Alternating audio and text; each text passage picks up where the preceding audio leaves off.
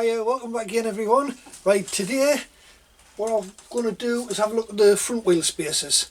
Now this side, when I first got it, I had to put just a spacer in there which was too long, and you can see here this is sticking out a bit, so we've got to make a spacer in there. The other side I've got the speedo drive in there, which I don't need. Now this was in when I got it, I think it was in this side, but it looks like it may be made for that side, so we'll try it when we get the wheel off. We may be able to utilise that.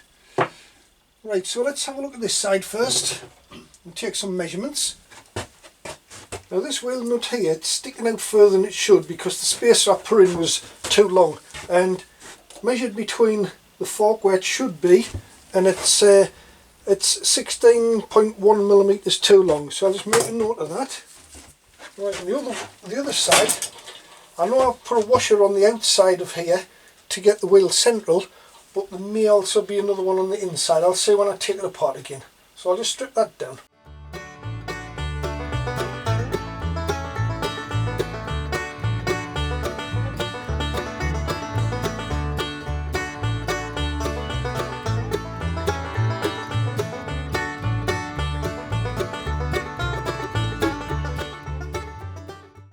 .1mm shorter, but this one is short for the seal which is in there, so we need to make something a little bit fatter just to get onto the oil seal there. Let's see what's in the other side.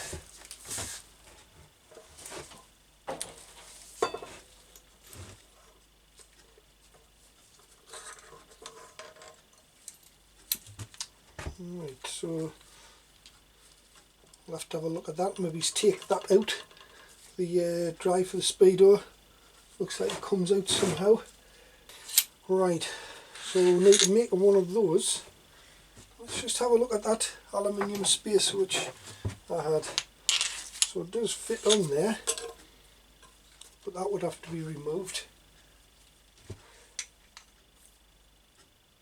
But it's a bit short. Never know though, we might be able to see, it might come useful, might be able to utilise it for part of it. So we'll make a diagram for the one on this side first, on the brake side. Right, so I've been having a look around and I found this piece of aluminium I've got, so that's what I'm going to make these spacers out of. Something along the lines of this, which will fit onto there. Now one thing we need to know is the outer diameter of this surface here, and when we measure that, it's actually 31 millimeters. Making it as big as possible so we'll get as much support on there as we can from the fork legs. Right, so we'll zoom in and have a closer look at this and start doing a drawing. Right, so I'm just doing a diagram for the top spacer, and we said that was 31 millimeters for the outside diameter, equivalent to that. 15mm hole in it, 30.3 millimeters long. That was the difference between, let's see, the spacer which was in, which was 46.4, and I had to take away the 16.1, which was how much the end of the nut was sticking out. So it's 30.3, so that's where that came from. Now this aluminium bar I've got is 51 diameter, so let's see, we're going to want that to go up somehow. So the outer diameter is going to be 51. Take me out, my pens are starting to run out.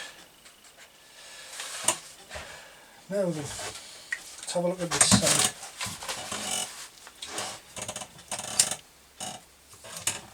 So we've got a hole in there,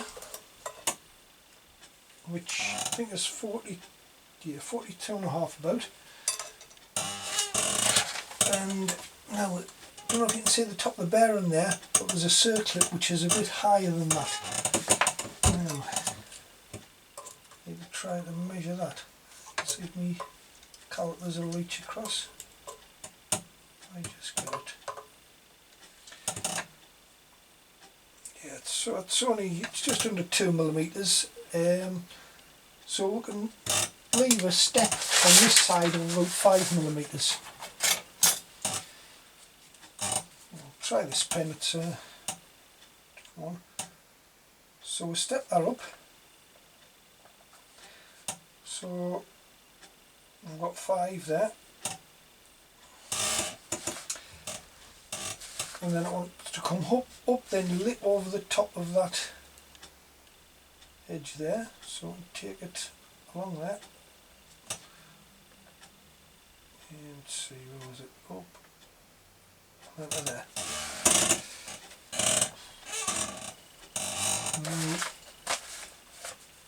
The total height from there to there, that's what we need to try and measure. So that we want a little bit of clearance on here, but not a massive gap, just about a millimetre clearance there. Now that's not going to be good enough. Right, I've been playing about, and if I make it from the edge of the inner bearing about 9.5 millimetres, then it's just above the height of this level there. So that will give us a little bit of a clearance gap as it spins. So that's it there, 9.5 millimetres. Now, it might be a bit small the tolerance, but I can always take this and machine it a little bit more off, you know, so that it doesn't catch. I can't add a little bit on though. Right, so we've got, say, the distances from there to that first step, then the second step, and then the full length of this. So we've got all the lengths. Now what we want to do is find out what the diameters are. Now we've got a few of them. We know the diameter of the hole is 15. This one's 31. The outer is going to be as much as we can get. The highest is 51, but when we machine it we might have to trim just a touch off, but we'll leave it as wide as we can. It's these two diameters here. Now the main hole here is 42.5. So let's say we make that, so it's this surface here, a diameter of 40, and that'll give us just about a millimetre either side clearance, and the inner has got to be just a little bit, well, a bit bigger than that bearing in the surface there. I'll make it as wide as I can just to give us a little bit of strength in there.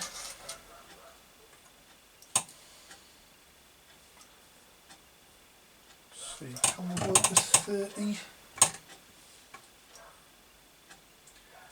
Yeah, we could make that about 30.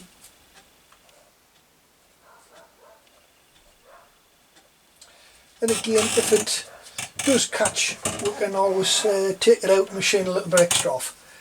Right, next thing is to do the same for the other side. So I'll just flip things over and then we'll start taking some measurements there. Right, so I've flipped the wheel over and I've taken the measurements off this side and put them onto there. Now, don't know if you can make them out very well. So this one is a little bit longer than that one. That was the right hand one. This is the left hand one I'm doing now. It's a little bit longer. And I've got the step sizes and the diameters just like I did on the other side.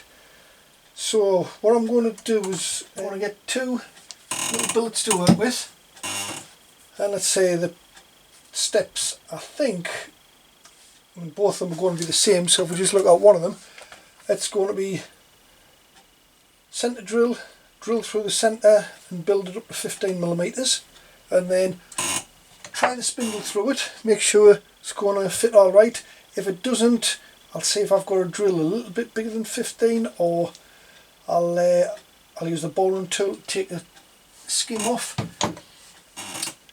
Then if we work, I think, on this side, so it should be faced off already, do the step which should be 5 millimeters in, 30 diameter, and then do the next one 9.5 in at 40 diameter.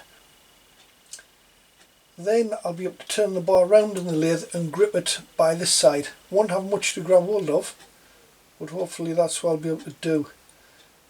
And then turn this down.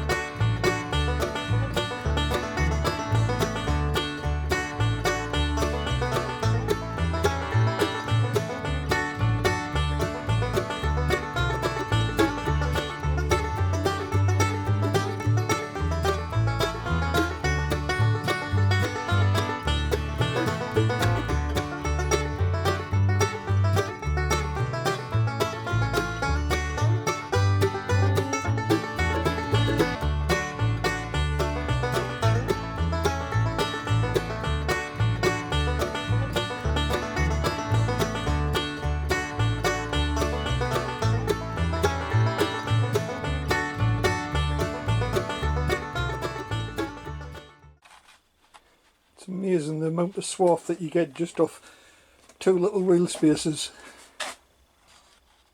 Right, so I've got them 2 done. Let's bring them up there. Now to make them, it's got a double curve on it. So what I used these which I'd profiled before to do the radius around that side, the external radius, and just a round-ended tool bit for doing the internal radius going around there. I was lucky I found those. It's what I use when I do cylinder heads reprofile and 2-stroke cylinder heads to get the curves on. Right, so we'll try and get this in place. We'll get the spindle through it first. So it's the smaller of the 2 spacers goes on the disc side. The larger one went on this side in place of the speedo drive.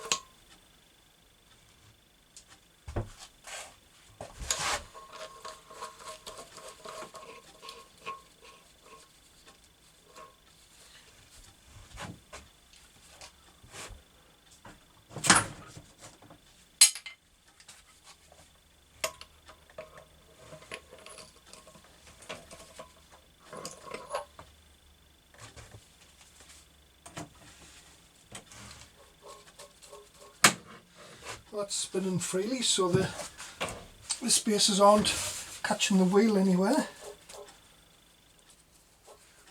Alright, just try to get it in place now.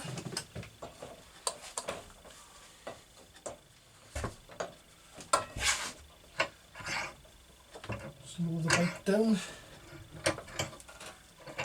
And the jacks, they're going, yeah, they're fitting nicely.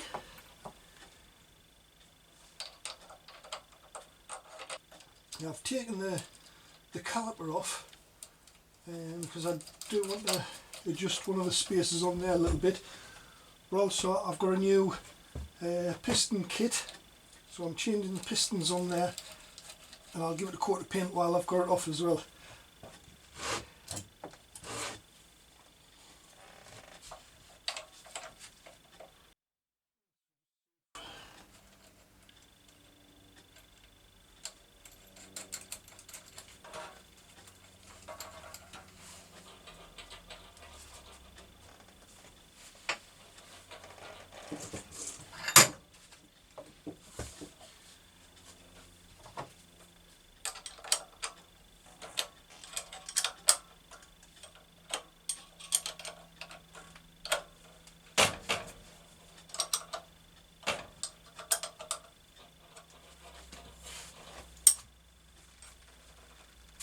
Right, so that's looking fine. I suppose I could just check the distance either side to make sure that it is central on the bike.